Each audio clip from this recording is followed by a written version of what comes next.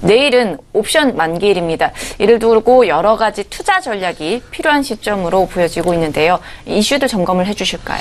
네, 오늘 오전 중입니다. 중국의 물가지수가 발표가 됐고요. 또 내일은 현재 우리는 금통위도 있고 또 옵션 만기입니다. 그와 관련된 이제 변수가 좀 있어서 그걸 한번 체크를 좀 해볼까 합니다.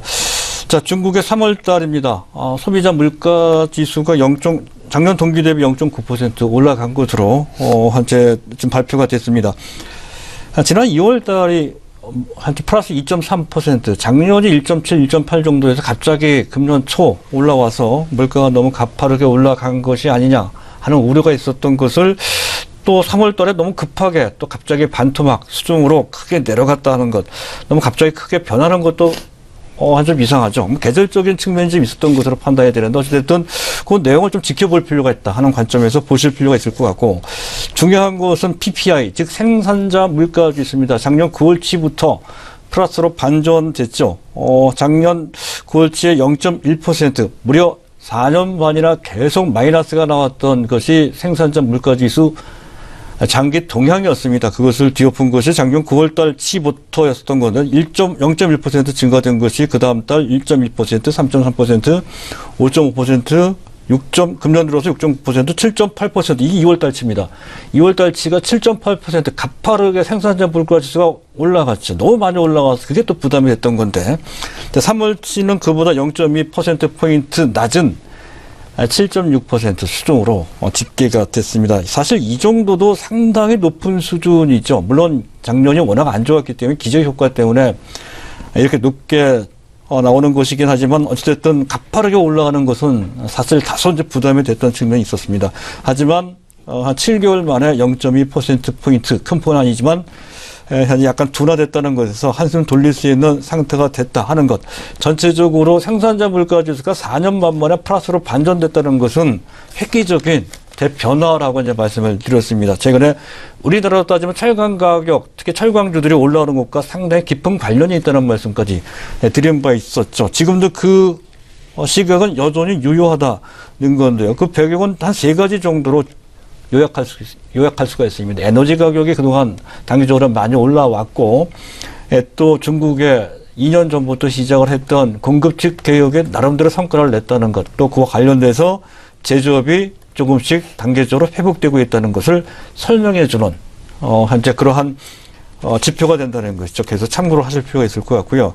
자, 내일 4월 13일은 현재 이번 달 두 번째 목요일 날입니다. 옵션 만기죠. 큰 변화는 없을 것 같습니다.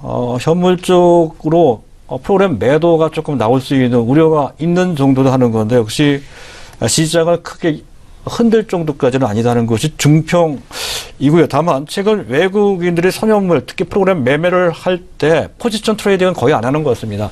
즉흥적으로 대응하는 측면이 있다는 것이죠. 그랬을 때 주변 상황이 중요한데, 주변 상황이 그렇게 우호적이지는 않죠. 그와 관련된 즉흥적인 선물과 연계된 프로그램 매도가 순간 집중될 위험성이 조금은 있는 상태다 하는 것이고요. 투자 금융 쪽도 포지션 트레이딩을 하지만 지금 현재 환매수할 수 있는 그런 여력이 충분한 상태는 아닙니다. 어느 정도 받아줄 수 있는, 약간 완충할 수 있는 정도 수준으로서 전반적으로 봤을 때 시장 상황, 특히 현재 옵션 만기와 관련된 전반적인 지수와 관련된 현재 상황은 조금은 불리한 그런 상태라는 점을 좀 감안하시고, 다만 그것 때문에 순간 크게 내려간다면 다른 문제가 없다라고 했을 때 그때는 오히려 매수할 기회가 됩니다. 그런 것까지 같이 고려를 하실 필요가 있을 것 같고요. 자, 또 한 가지는 내일 금통위가 있죠. 금융통화위원회가 있습니다.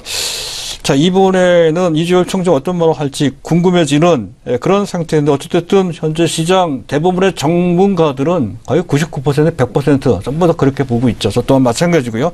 금리가 동결될 것이라는 것이죠. 이 상태에서 미국이 금리를 인상한다고 하더라도 당장 우리가 쫓아가면서 동조할 필요는 없다는 것이죠. 그만큼 가계 부채 부담이 큽니다. 1,344조 원이나 되죠. 그리고 또 현재 한계 산업들이 있습니다. 취약 산업이죠.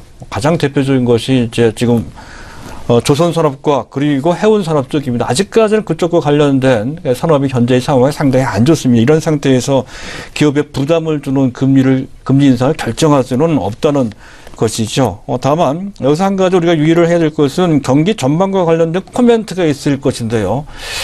객관적으로 봤을 때 우리나라 경기는 수출을 중심으로 해서 조금씩 개선되는 그런 모양새를 금년 1월 달부터 보이기 시작을 했습니다. 그와 관련돼서 하반기 경기 전망을 좀 긍정적으로 구체적으로 본다면 GDP 성장률 전망치를 상향 조정할 소지가 있습니다.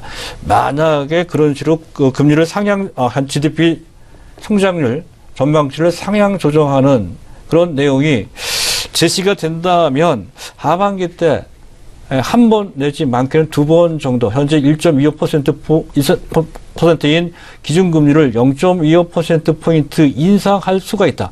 인상하게 되면 어떻게 될 것인지 만약에 인상하는 업종별로 봤을 때 은행주한테는 호재가 되고요. 건설주한테는 오히려 악재가 됩니다. 그런 것까지 고려해서 보실 필요가 있겠습니다.